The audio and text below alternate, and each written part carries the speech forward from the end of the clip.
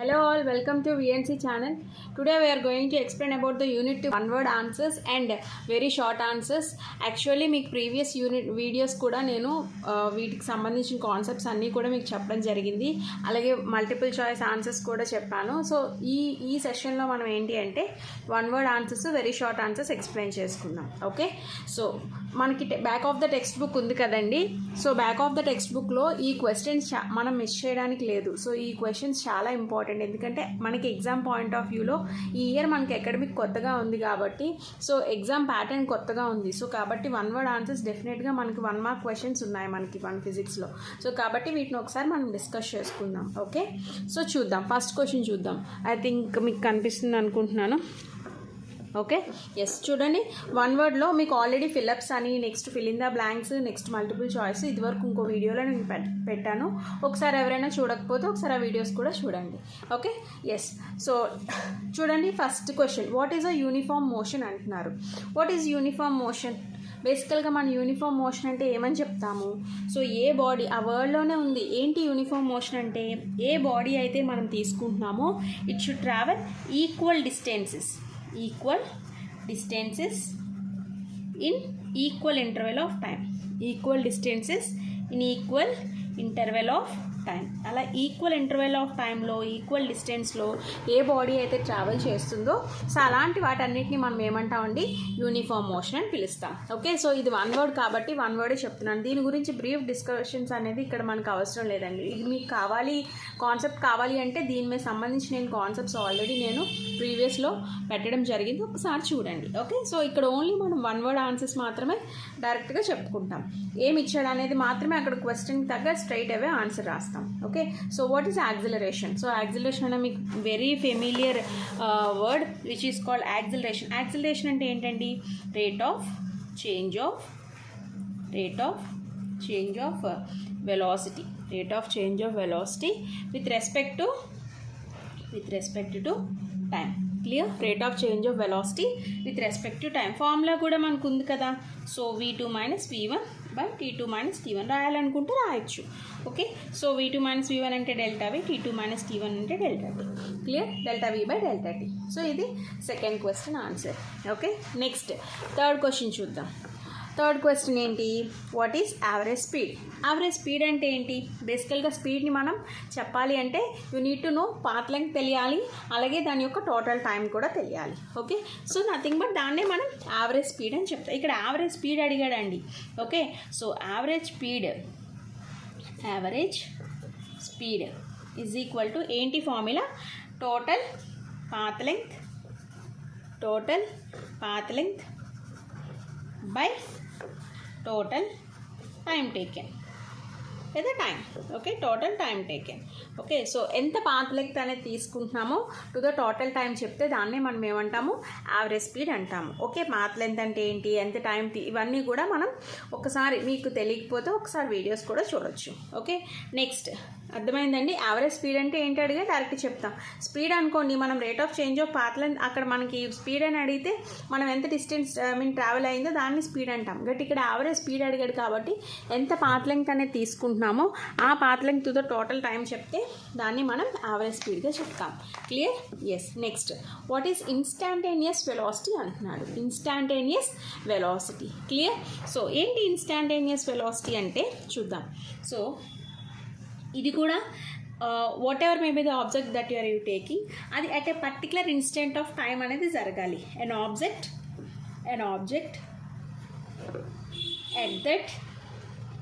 an object at that instant of time. an object at that instant of time ని మనం ఏమంటామండి?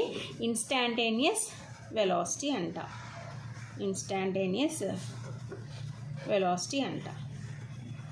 ఓకేనా?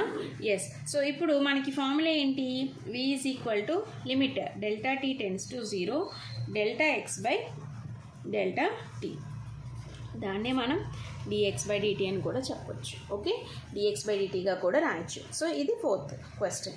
ఓకేనా, చాలా ఇంపార్టెంట్ అండి, ప్రతి క్వశ్చన్ ఇంపార్టెంట్. ఇది జస్ట్ మామూలుగా మీరు చదివేసుకోగలరు, బట్ ఎందుకు స్పెసిఫిక్గా చెప్పడం అంటే ఇలాంటి క్వశ్చన్స్ తప్పకుండా ఎగ్జామ్లో మనకి ఇస్తారు. ఎందుకంటే మనకి ఈ ఇయర్ ప్యాటర్న్ మారింది కాబట్టి 1 word క్వశ్చన్స్ తప్పకుండా ఇస్తారు. ఇలా 1 word క్వశ్చన్ డైరెక్ట్గా తెలియాలంటే డైరెక్ట్గా ఒక క్వశ్చన్ చదివేస్తే వచ్చేదండి. ఒక కాన్సెప్ట్ కూడా మనం తెలిస్తే సో మనకి ఈజీగా అర్థమవుతుంది. Okay, yes. Next 5th question చూద్దాం. Draw position time graph for an object at rest అంటున్నాడు. ఒక పొజిషన్ టైం గ్రాఫ్ అనేది డ్రా చేయాలి. ఇప్పుడు ఆబ్జెక్ట్ రెస్ట్లో ఉంది అంటే డెఫినెట్గా అది ఎలా ఉంటుందండి, రెస్ట్ పొజిషన్లో ఉందంటే ఎలా చెప్తాం. ఇక్కడ మనకి ఏమంటున్నాడు, పొజిషన్ టైం, ఇది టైం గ్రాఫ్, ఇది పొజిషన్ టైం, పొజిషన్ ఇది. ఓకే, సో పొజిషన్ తీసుకుంటే నథింగ్ బట్ దాన్ని ఎక్స్ అని తీసుకోవచ్చు పొజిషన్ని. ఓకే, సో దీని గ్రాఫ్ రెస్ట్లో ఉందంటే ఎప్పుడు ఇలానే ఉంటుంది. ఓకే, ఆబ్జెక్ట్ రెస్ట్లో ఉందంటే ఇలానే మనం తీసుకుంటాం. ఓకేనా, ఎస్. నెక్స్ట్ 6th క్వశ్చన్ చూద్దాం. What represents the area under the curve of velocity time graph అంటున్నాడు. ఓకే, నెక్స్ట్ 7th చూద్దాం ఒకసారి. 7th question, mention one similarity between speed and velocity. ఒక సిమిలారిటీ చెప్పాలి స్పీడ్కి వెలాసిటీ. సో ఇక్కడ మనకి బేసిక్లీ ఏంటంటే రెండు ఆల్మోస్ట్ ఒకేలా ఉంటాయండి. ఓకే, సో వన్ సిమిలారిటీకి వచ్చేసరికి ఏంటంటే బేసిక్లీ స్పీడ్ కానీ వెలాసిటీ కానీ మనకి సేమ్ యూనిట్స్ ఉంటాయి. ఓకే, సో అలాగే రెండు కూడా పొజిషన్ని రిప్రజెంట్ చేస్తాయి. ఓకేనా, సో సేమ్ యూనిట్స్ ఉంటాయి, అలాగే సేమ్ అక్కడ మనకి సేమ్ పొజిషన్ డిఫైన్స్ పొజిషన్ని రిప్రజెంట్ చేస్తాయి అన్నమాట. Okay, I'm writing here. Yeah, so ఏముంటాయండి దీనికి సేమ్ ఒకటి సేమ్ యూనిట్స్ ఉంటాయి. ఓకే, అండ్ సెకండ్ ఏంటి అంటే పొజిషన్ని డిఫైన్ చేస్తుంది. They defines the position. ఒక సిమిలారిటీ అడిగారు, ఇంకోటి రాస్తే ఏమి తప్పు అయిపోదు. ఓకే, సో సేమ్ యూనిట్స్ ఉంటాయి, సేమ్ పొజిషన్ని పొజిషన్ని డిఫైన్ చేస్తుంది. Okay, yes. సో ఇది 7th క్వశ్చన్. ఇంకా చూద్దాము question. Okay, yeah. So draw velocity time graph for a particle moving with a uniform velocity అంటున్నాడు. సో ఇక్కడ మనం వెలాసిటీ టైమ్ గ్రాఫ్ గీయాలంట. వెలాసిటీ అనేది ఓకే, చూడండి ఈ గ్రాఫ్స్ చాలా ఇంపార్టెంట్. ఎగ్జామ్లో మనకి ఇచ్చి మల్టిపుల్ చాయిస్ క్వశ్చన్స్లో అయినా దేన్ని ఇచ్చి which of the following represents body object is at rest అనొచ్చు, లేదా యూనిఫామ్ వెలాసిటీ అనొచ్చు, యూనిఫామ్ యాక్సిలరేషన్ అనొచ్చు, పాజిటివ్ యాక్సిలరేషన్ అనొచ్చు, ఎలా అయినా క్వశ్చన్ అడగొచ్చు. ఓకే, సో యూనిఫామ్ వెలాసిటీది ఒకసారి చూద్దాం. ఓకే, ఇక్కడ ఏం అడిగాడు, particle moving with uniform velocity అంటున్నాడు. అవునా, so 8th one. So uniform వెలాసిటీతో చెప్పాలి అంటే ఇక్కడ మనకు దేని గ్రాఫ్ అడిగాడండి, టైంకి వెలాసిటీకి అడిగాడు. అవునా, యా. సో వెలాసిటీకి టైంకి గ్రాఫ్ మనకి యూనిఫామ్ వెలాసిటీకి వచ్చేసరికి ఇలా ఉంటుంది. ఓకే, మనకి ఇది గ్రాఫ్ అన్నమాట. Okay, next what is the time taken by the body when it is freely dropped from height H అంటున్నాడు. సో మనకి ఎంత టైం తీసుకుంటుంది ఒక బాడీ అనేది ఒక హైట్ హెచ్లో మనం డ్రాప్ చేసేటట్టయితే ఎంత టైం అనేది ఒక బాడీ తీసుకుంటుంది అనేది అడుగుతున్నాడు. Okay, so what does it mean, ఇక్కడ మనకి ఎప్పుడైతే బాడీ అనేది డ్రాప్ అవుతుందంటే ఇక్కడ ఇనిషియల్ వెలాసిటీ ఏమవుతుందండి, 0 అవుతుంది. అవునా, అలాగే యాక్సిలరేషన్ డెఫినెట్లీ గ్రావిటీకి ఈక్వల్ అవుతుంది. అలాగే ఎస్ అనేది మనం డిస్ప్లేస్మెంట్ కాస్త హైట్గా తీసుకోవచ్చు అక్కడ. ఓకే, సో హెచ్తో రిప్రజెంట్ చేస్తాం. సో ఎస్ ఈక్వల్ టు మనకి ఈ మూడింటిని యూజ్ చేస్తున్న ఒక ఫార్ములా ఏముంటుంది మనకి, ఓన్లీ ఫార్ములా ఎస్ అనేది రిప్రజెంట్ చేస్తున్నాం అంటే అక్కడ u t plus half a t square. ఓకేనా, ఎస్. సో ఇక్కడ యూని మనం ఏమవచ్చు, మనకి ఇక్కడ v square minus u square equal to s అని కూడా తీసుకోవచ్చు అనుకోవచ్చు అండి. బట్ ఇక్కడ మనకి ఫైనల్ వెలాసిటీతో పని లేదు. ఓకే, మనం కట్టేది ఏంటి అంటే ఫ్రీలీ ఫాలింగ్ బాడీ కోసం మనకు కావాలి కాబట్టి ఇలానే తీసుకుంటాం. Okay, so u equal to 0 కాబట్టి ఇది 0 అయిపోతుంది, half GH square. Okay, sorry GT square. Okay, so yes equal to S అంటే ఇక్కడ మనం ఏం తీసుకోవాలి, హెచ్ కదా. ఒకసారి చూడండి, సో ఎస్ ప్లేస్లో మనం ఇక్కడ హెచ్ కదమ్మా తీసుకుంటున్నాం కాబట్టి H. So H equal to half GT square. So tell me the T now. So T square equal to 2H/G అయితే T equal to 2/2H/G.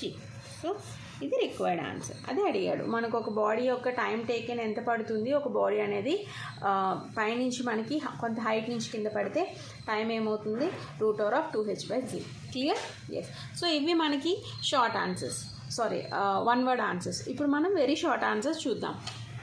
So ఇప్పుడు మనం నెక్స్ట్ ఏం చూడాలి, వెరీ షార్ట్ ఆన్సర్స్ చూద్దాం. ఓకేనా, very short answers. Okay, so ఇక్కడ very short ఆన్సర్స్లో first one ఏంటో ఒకసారి చూద్దాం. The states of motion and rest are relative, explain అంటున్నాడు. సో మోషన్ అండ్ రెస్ట్ అనేవి రెండు కూడా రిలేటివ్గా ఉంటే అవి ఎలా అనేది ఎక్స్ప్లెయిన్ చేయమంటున్నాడు. ఎస్, సో దాని అర్థం ఏంటంటే జస్ట్ డెఫినిషన్స్ అనమాట. ఓకే, రెస్ట్ అని ఎప్పుడు చెప్తామండి? రెస్ట్ అని ఎప్పుడు చెప్తాము? If the position of a body does not change with respect to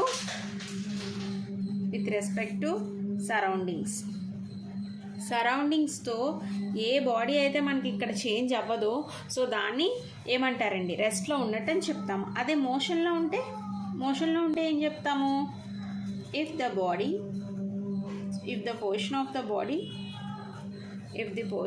body changes with respect to surroundings. So ఇలా ఉంటే మనం మోషన్ అని పిలుస్తాం. క్లియర్? అర్థమవుతుందా? సో రెస్ట్లో ఉండదంటే బాడీ అనేది అక్కడ ఎలాంటి కండిషన్లోనూ అది మారకూడదు. అదే మూవ్ అవుతుంది అంటే పొజిషన్ ఆఫ్ ద బాడీ అనేది ఏమవ్వాలండి? చేంజ్ అవ్వాలి. ఓకే, సో ఇలా ఉంటే రెస్ట్ అండ్ మోషన్ అని పిలుస్తాం. ఎస్, నెక్స్ట్ చూద్దాం. Is it necessary that the direction of the acceleration and velocity of the body should be same? Give an example అంటున్నాడు. So ఒక direction of acceleration అలాగే velocity of a body అనేది సేమ్గా ఉండడం అవసరమా? So దానికంటూ example అంటున్నాడు. So basically అలా ఉండాల్సిన అవసరం ఉందా లేదంటారా? సో కామన్గా ఏంటంటే అలాంటి అవసరం అనేది లేదు. ఎందుకంటే అవి సేమ్ డైరెక్షన్లో ఉండవు కదా. సేమ్ డైరెక్షన్లో ఉండలేనప్పుడు డైరెక్షన్ యాక్సిలరేషన్ వెలాసిటీ సేమ్ డైరెక్షన్లో ఉండేటప్పుడు అవసరం లేదు. For example if you take ఒకవేళ brakes when the brakes are applied, ఒక పర్టికులర్ బాడీ మీద ఎప్పుడైనా బ్రేక్ అనేది మనం అప్లై చేస్తే so velocity of the body అనేది రెస్ట్కి వచ్చే ముందు మనకి ఏమవుతుందంటే రిటార్డింగ్ యాక్సిలరేషన్కి వెలాసిటీ ఎప్పుడు కూడా రిటార్డింగ్ యాక్సిలరేషన్కి ఎప్పుడు కూడా వెలాసిటీ అనేది ఆపోజిట్లో ఉంటుందండి. సో అలా వేసేటప్పుడు మనకు బ్రేక్ అనేది అప్లై చేస్తాం కదా. సో ఆ వెలాసిటీ అనేది రెస్ట్ పొజిషన్కి వచ్చే ముందు మనం ఏదైతే యాక్సిలరేషన్ తీసుకుంటున్నామో దానికి ఆపోజిట్గా ఉంటుంది. ఓకే, చాలా ఆపోజిట్గా ఉండేటప్పుడు వాటి యొక్క రెండు డైరెక్షన్స్ ఒకలా ఉండాలని లేదు. సో వెలాసిటీ అనేది ఎప్పుడైతే రెస్ట్కి వస్తుందో దాని యాక్సిలరేషన్ అనేది మనకి ఏమవుతుంది? ఇప్పుడు చూడండి, మనం ఫాస్ట్గా వెళ్ళి సడన్గా బ్రేక్ వేస్తాం. అక్కడ అలా బ్రేక్ వేసేటప్పుడు అక్కడ ఏం జరుగుతుంది?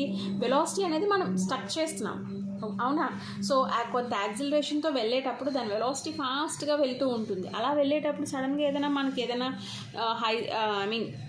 ఏదైనా వెహికల్ ఎదురొచ్చినా లేకపోతే మనం సడన్గా బ్రేక్ వేయాల్సి వచ్చినా సో ఆబ్వియస్లీ వెలాసిటీని మనం స్టాప్ చేయాల్సి ఉంటుంది. అలా స్టాప్ చేసేటప్పుడు మనకి ఏమవుతుందండి? ఆబ్వియస్గా రిటార్డింగ్ యాక్సిలరేషన్ అంటే మనకి ఏదైతే ఒక యాక్సిలరేషన్ అనేది మూవ్ అవుతుందో దానికి ఆపోజిట్గా యాక్ట్ అవుతుంది అనమాట. ఒక సర్టెన్ యాక్సిలరేషన్ నుంచి సడన్గా అది అపోజ్ చేస్తుంది. అలా అపోజ్ చేస్తే వెలాసిటీ ఏమవుతుంది? మైనస్ అవుతుంది. సో మైనస్ అవుతుంది కాబట్టి సో ఈ రెండు కూడా మనకి యాక్సిలరేషన్ వెలాసిటీ ఎప్పుడు పాజిటివే అవ్వాలి లేదా సేమ్ డైరెక్షన్లోనే వెళ్ళాలి అనేది ఏం లేదు. ఓకే, సో ఆన్సర్ అనేది ఇక్కడ నో. ఓకేనా? సో ఇక్కడ మనం బ్రేక్స్ అనేవి అప్లై చేస్తున్నాము. So I will tell you an example రాస్తాను ఇక్కడ. When brakes are applied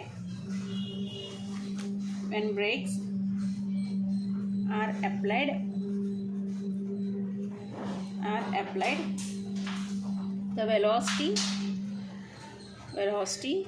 of the body before coming to rest is opposite to the acceleration.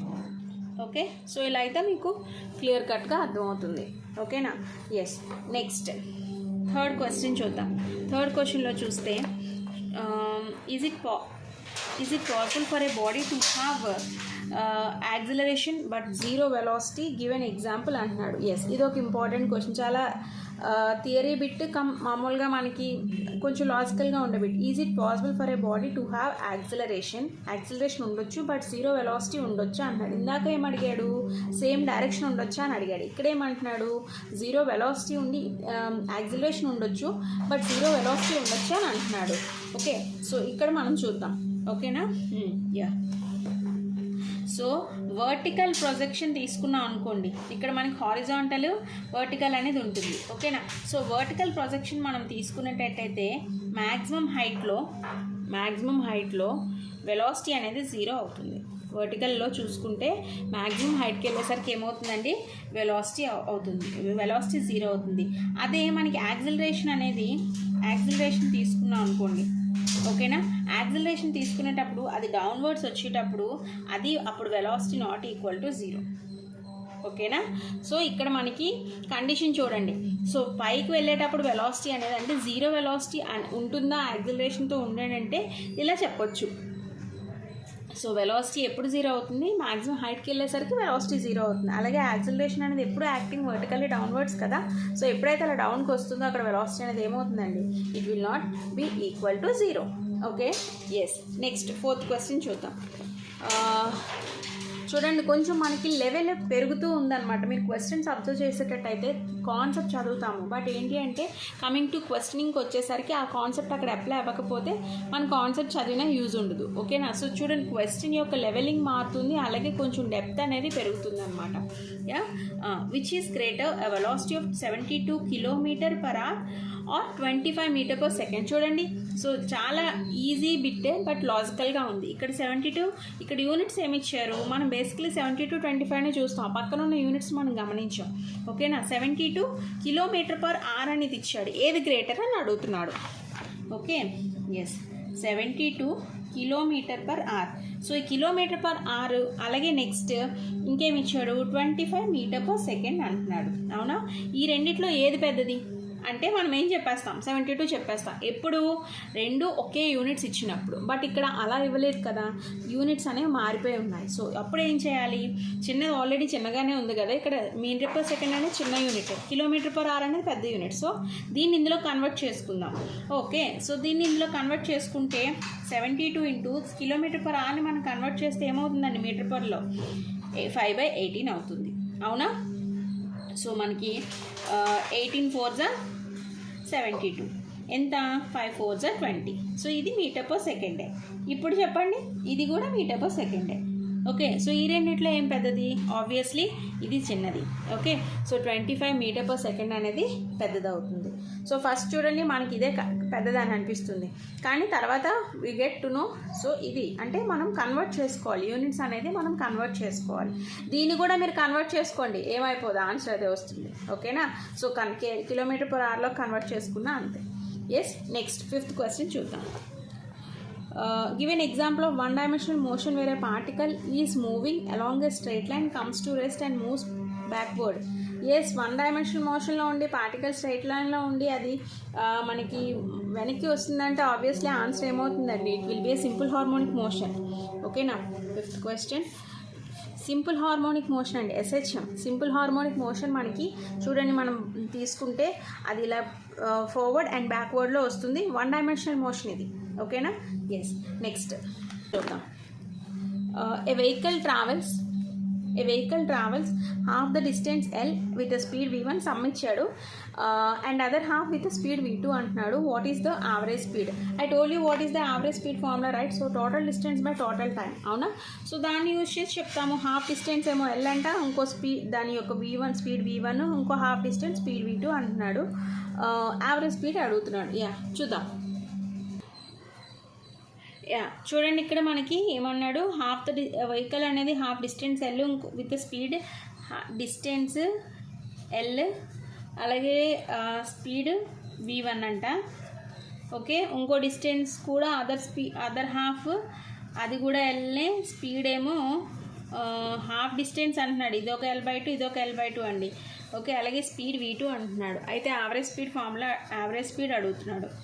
మనకు ఆల్రెడీ ఫార్ములా చెప్పాను, ఏంటది, total distance by total time. అవునా?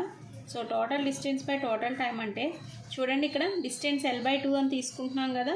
So L/2/L/2 total time అంటే మనకి ఇక్కడ basically టైంకి ఫార్ములా ఎలా వస్తుంది మనకి, speed equal to distance by time. అప్పుడు టైం ఏమవుతుందండి, డిస్టెన్స్ బై స్పీడ్ అవుతుంది. అవునా? సో ఆల్రెడీ డిస్టెన్స్ ఎంత, L/2. ఎస్ అంటే ఇక్కడ స్పీడ్ ఎంత చెప్పుకున్నాం, v1 చెప్పుకున్నాం. So L/v. So v1 v2 వేసుకుంటాం, అర్థమైందా? So L by 2v1 plus L by 2v2. ఆమె క్లియర్ టు యూ? సో ఇక్కడ నేనేం తీసుకున్నాను, టోటల్ టైం అంటే 2 వెలాసిటీస్ వేయాలి. అందుకని ఇక్కడ చూడండి, టైం ప్లేస్లో మనం d/s వేస్తాం. సో L by 2v1, ఇక్కడ L by 2v1 అలాగే L by 2v2. ఓకేనా? సో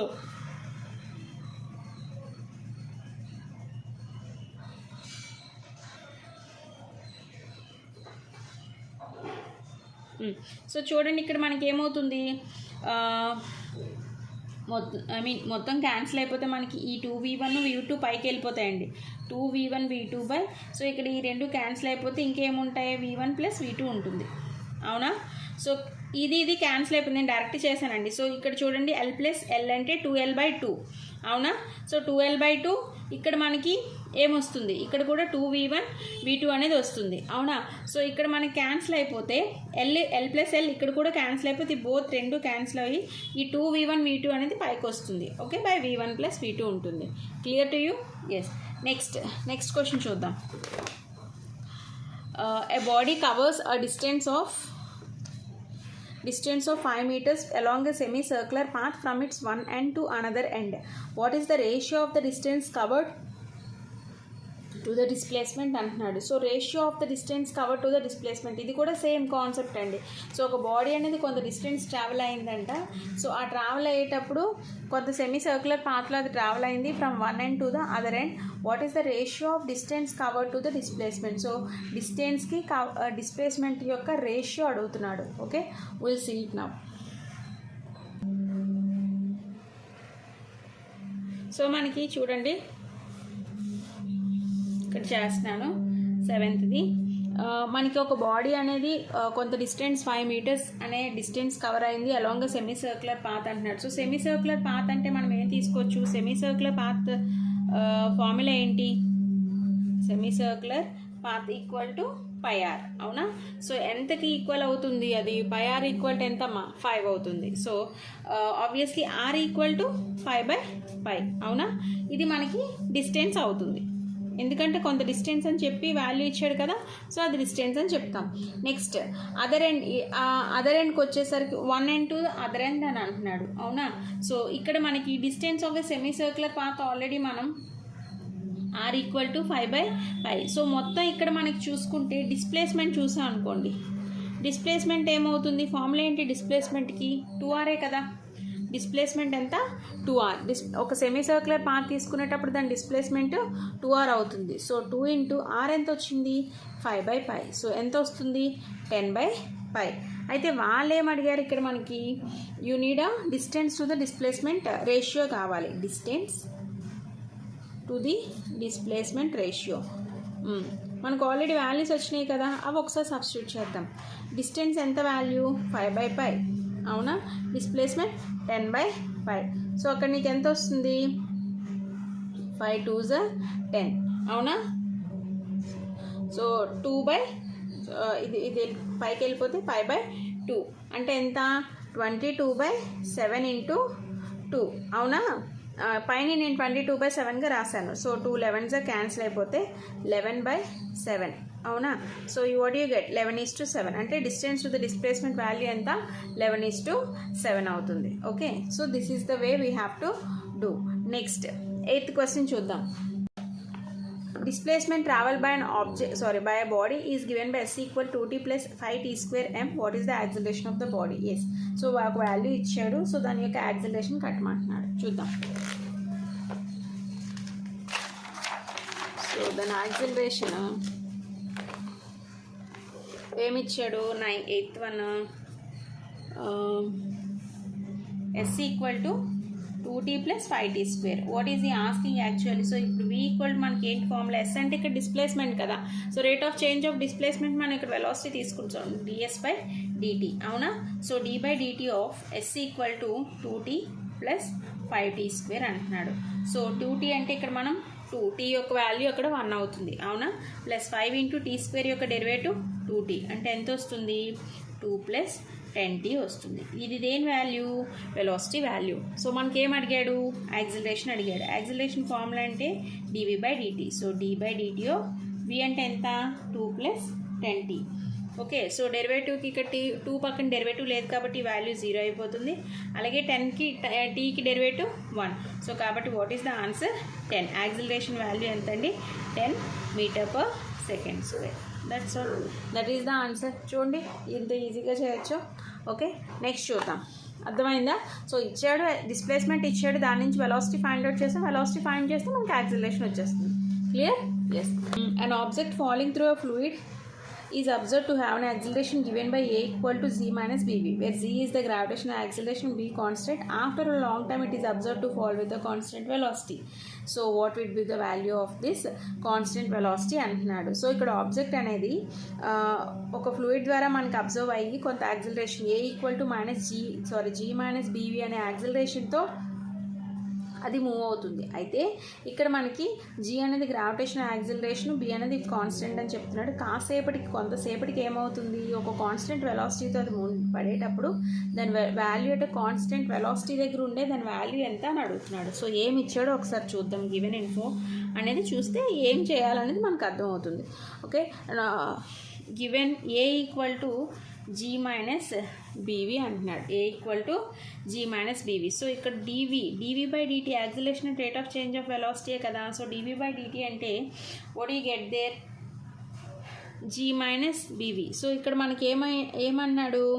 ఆబ్వియస్లీ ఇక్కడ యాక్సిలరేషన్ యాక్ట్ అవుతుందంటే dv by dt equal to 0. So g minus bv equal to 0 అయితే pv ఈక్వల్ టు ఏమవుతుందండి? g అవుతుంది. సో వెలాసిటీ ఎంత? g by b. అదే కదా అడిగాడు వాడు, ఒక వాల్యూ కాన్స్టెంట్ వెలాసిటీ ఎంత అని అడిగాడు. So v equal to g by b అవుతుంది. Clear? Yes. Next 10th question. Under what circumstances is the relationship s equal to vt valid అంటున్నాడు. s ఈక్వల్ టు vt అనేది ఏ రిలేషన్షిప్ దగ్గర valid అవుతుంది అంటే it will be a uniform velocity దగ్గర s equal to vt అవుతుంది. అలాగే మనకి స్ట్రైట్ లైన్ దగ్గర కూడా అవుతుందండి. ఇది ఒకసారి నేను ఆల్రెడీ వీటి మీద కాన్సెప్ట్ ఇచ్చాను, ఒకసారి చూడండి మీరు. Okay, uniform s equal to vt అనేది మనకి యూనిఫామ్ వెలాసిటీ దగ్గర అవుతుంది. అండ్ స్ట్రైట్ లైన్ దగ్గర కూడా s ఈక్వల్ టు vt అనేది మన గ్రాఫ్స్ ఇస్తాడు. సో అక్కడ మనకి ఈ వ్యాలిడ్ ఈ పాయింట్ ఎక్కడ మనకి రైజ్ అవుతుంది అనేది మనకు అర్థమవుతుంది. So uniform velocity straight line దగ్గర మనకి s ఈక్వల్ టు vt అనే కాన్సెప్ట్ అనేది వ్యాలిడ్ పాయింట్గా చెప్తారు. ఓకేనా? సో ఇది very short answers and 1 word answers అండి. ఓకే, మీకు మ్యాథ్స్ వీడియోస్ కూడా మీకు ఇందులో పెట్టడం జరుగుతుంది. 10th స్టాండర్డ్, ఇంటర్మీడియట్ అన్ని మ్యాథ్స్ వీడియోస్ ఉన్నాయి. మీకు ఒకవేళ ఏమైనా డౌట్స్ అయితే మ్యాథ్స్ కూడా లేదా ఫిజిక్స్లో అయినా మ్యాథ్స్లో అయినా మన ఛానల్లో మ్యాథ్స్ ఫిజిక్స్ వీడియోస్ కంప్లీట్గా ఉంటున్నాయి. సో ఎవరైతే ఒకసారి చూడలేదు దయచేసి వాటిని ఒకసారి చూస్తే మీకు చెప్పే క్లాస్ అర్థమవుతుంది. ఓకేనా? సో ప్లీజ్ ఈ వీడియో కనుక మీకు నచ్చినట్టయితే లైక్ చేయండి, షేర్ చేయండి, అలాగే సబ్స్క్రైబ్ చేయండి. ఓకే, ఇంకా ఎవరికైనా అర్థం కాకపోయి ఇంకేమైనా డౌట్స్ ఉన్నా మీరు దయచేసి కామెంట్ సెక్షన్లో చెప్తే తప్పకుండా వాటికి మేము ఆన్సర్స్ ఇస్తాం. Okay, so thank you for watching.